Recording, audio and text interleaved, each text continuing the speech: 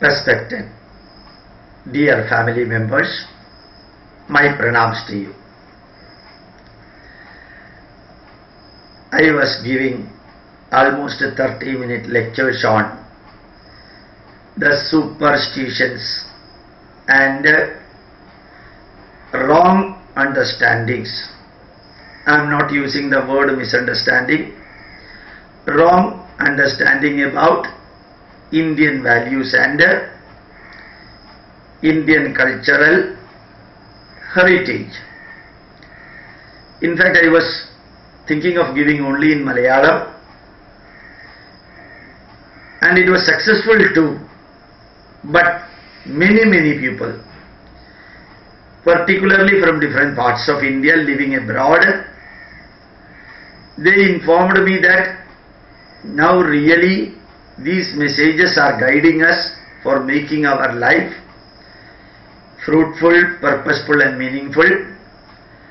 So you should not only give these things in your own mother tongue Malayalam language, but also try to give in English. Only because of their instruction, request, I am translating whatever I told in Malayalam into English, but with entirely different contents, so that people living outside Kerala can understand with their own experience. I am not giving experiences from Kerala. I am giving experiences and examples from outside Kerala while explaining what I have already explained in the Malayalam language. Today I will be explaining about the freedom of women freedom, not the movement, but how much freedom existed in India for the women. We were injected with the wrong impression that we were taught through our school curriculum that Hindu Dharma, Sanatana Dharma, Indian culture never allows the freedom for the women. They always used to think that women are slaves to the men. But this is an entirely wrong impression. Entirely wrong impression. Women were free in India. Women are free in India. As Chanakya used to tell, Ayecha Vyayecha Eka Bhavena Sandharayeta. Eka Bhavena. In all positives and negatives, the wife and husband live, share, care and cure together. You can see in other religion, Christianity, only Jehovah is the supreme God.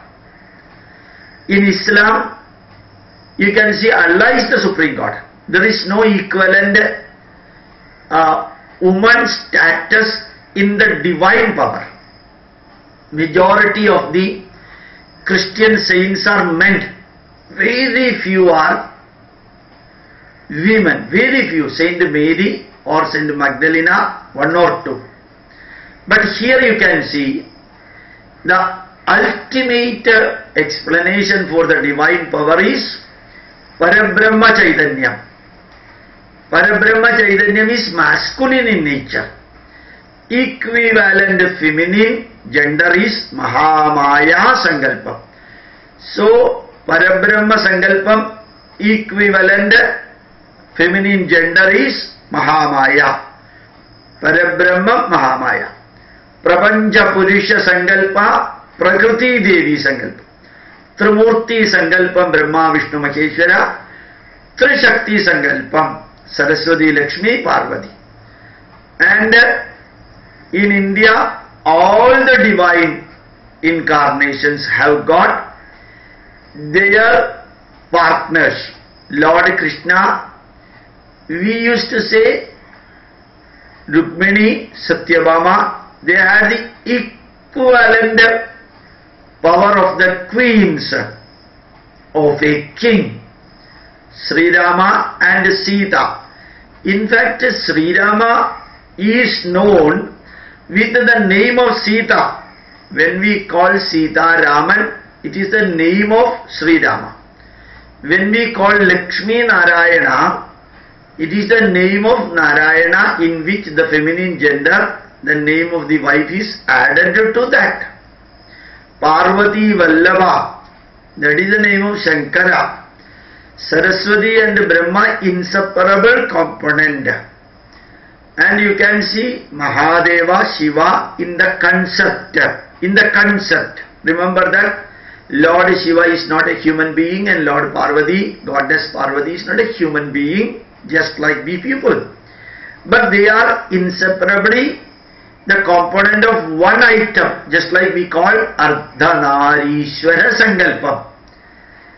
The woman and the man, they are united. And women are given extremely high level of importance. You can see Ganga Mata, all the rivers we name by women. Godavari, Krishna means Draupadi, Kaveri, Narmada, all feminine names, feminine genders, except Brahmaputra. Brahmaputra used to flow with all mischievous way. Today Brahmaputra may be flowing through Thiruvananthapuram, tomorrow Brahmaputra may be flowing through Kochi. So that is why it has been given masculine name, all mischievous and complicated. All other rivers we give the name of feminine gender. And you can see Yatra Yogeshwara Krishno Yatra Varto Dhanurdhara Tatra Sri Vijayo Bhutir Dhruvanitir Madhir Mama. Where Lord Krishna is there and where warrior Arjuna is there, there are 6 qualities which are feminine gender. Tatra Sri Vijayo Bhutir Dhruva Nitir Mati.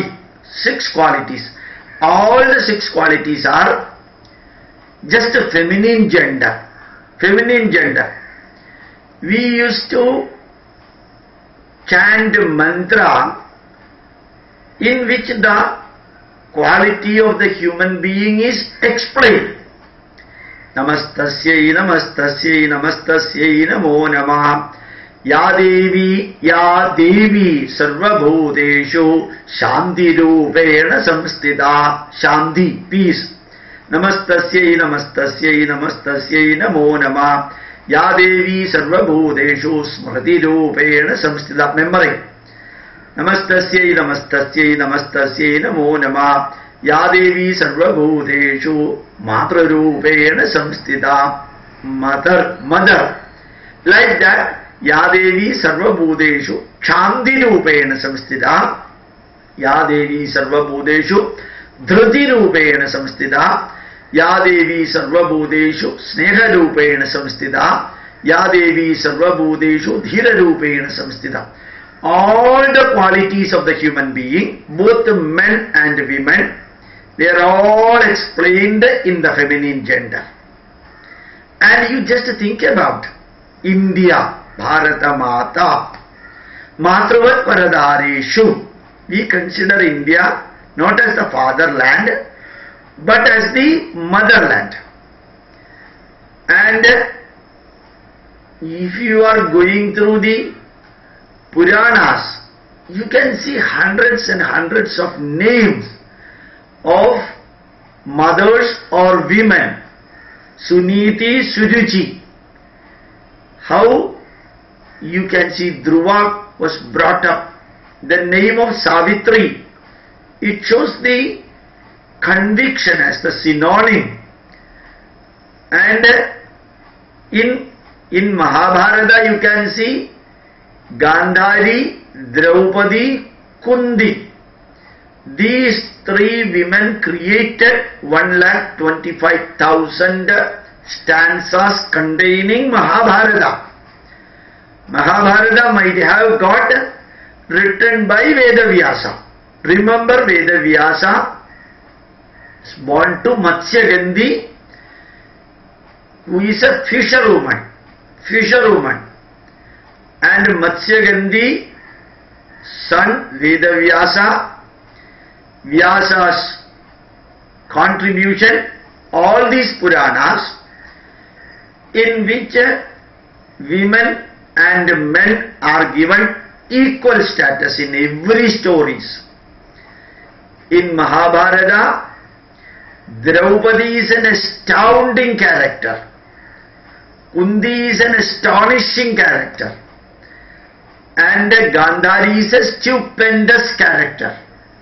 All others are subsidiary to that. Dhritarashtra always used to take guidance from his wife Gandhari. Dharmaputra, Arjuna, Bhima, Nakula, Sahadeva, Pandavas always used to take guidance from their mother Kundi. Lord Krishna used to worship Kundi and always used to tell, you are my mother. You are like my mother. Whatever you want, give to me. And think that Lord Krishna was cursed them. Shapam was given by Gandhari. An ordinary woman gave a curse to an incarnation Lord Krishna. And Krishna with a smiling face accepted that. This is the country where woman can even give shapam, curse to a god. And Vrinda cursed Mahavishnu. That is a Puranic story, it's not a history. And remember that without Sita, Raman would not have been there at all. Without Mandodari, Ravana would not be in there. Without Tara, Bali would not have been there. Without Ahalya, without Shabari, the history of Ramayana would be incomplete. And remember that womanhood in India is far superior. I am telling a wrong quotation. Please don't quote it anywhere else. Once as a joke, I think Swami Vivekananda said that. This is as a joke, but don't quote it anywhere. When a Western citizen, as an American, asked Swami Vivekananda, what is the difference between Indian culture and Western culture? As a simple example, Swami Vivekananda said that in our country, except our wife, all women are treated like mothers. In the West, except our mother, all women are treated like wives. I will not be repeating that, but don't re-quote it. I think this is the quotation from Swami Vivekananda. But personally I feel, even though I read it from as his quotation, Swami Vivekananda would not have told this. Sometimes somebody might have put his name as this quotation. But one thing is that, Matravat Paradhareshu, all other women we consider like mother. Even though negatives are happening nowadays, you can see even a beggar when comes to our home, that beggar will be calling Amma. That beggar will be calling Amma. Even in North India, all the women are called Ma. Ma Ajaiye. Ma. Even though she is not this fellow's real mother, we call Ma. Ma Durga. And Ma Saraswati, Ma Lakshmi. So we give the mother 9 Rupa. Pradhamam Shailaputriti, Dvitiyam Brahmacharini, Tridiyam Chandragandedi, Kushmandedi Chaturthagam, Panchamam Skandamadedi, Shashtam Katyayani Tija, Saptamam Kalaratricha, Mahagauri Chashtamam, Navamam Siddhidatricha, Navadurga Prakirtita. Like that came Navaratri. Like that came Navaratri. So Navaratri is connected with deities, devatas, not devas. Vijayadashami, Mahanavami, Durgashtami, all connected with the feminine gender. And Bhumi Puja is connected with the feminine gender. Ayudha Puja, Pustaka Puja, everything connected with the motherhood and womanhood. Nature is considered as mother. All the trees are considered as feminine gender.